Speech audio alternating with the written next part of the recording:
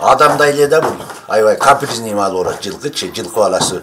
Уйга берсең уйуң жейиле берет. А бул жылкы кенедей жыт болуп калса жемди жебейт, чөптү да жебейт. Жыт деле болуп калса тегелендини уйга салып койсоң, түшүп калганды уйга салсаң жей берет. Көбөргөн нан андай мындайлар салсаң, уй баласы жей берет, кой экөө. Булардын вообще жалаң тазаларын берем да, абдан тазаларын берем. Чөптүн эң тазасын, жемдин эң тазасын берем. Кенедей жыт болсо булар такыр жебейт.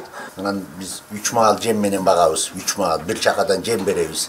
Бир айда ушу 16-17 башка 3 тонна жем жейбиз.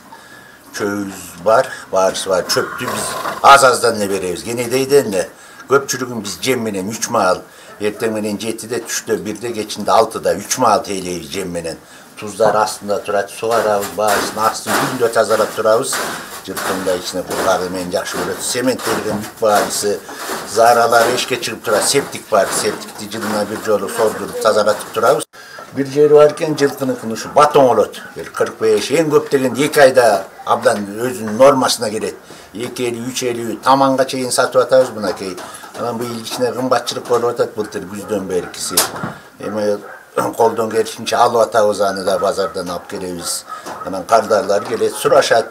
Сураган баасына баягы биз өзүбүз баабыз болот, алар айтат, анан кээ бирөөсү ушул жаманчылыкка кыйналып келишет, тойго деле келишет, көп алып кетишет тойго да. Анан тойдон кийин берели, бир жардам кылыңыз, ушундай кыйналып атабыз, балабыз үйлөндү эле, келин алып аттык эле, ал бул келишет, анан кыз узатууга алып кетишет, чоң кичинесине жараша.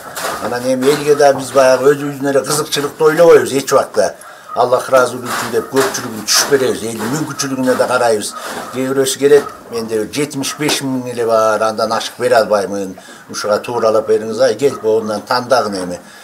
Дейбиз, анан тандашат, алышат, анан жетпей калгандарын күтүп берейин дедим. Бир жума 10 күн, 15 күн күтүп берейин. Мен силердин деле эмеңерге кыжаалат кыла бербейин, өзүм баамды койбоймун. Силердин баа менен экөөбүз сүйлөшүп ортодон бир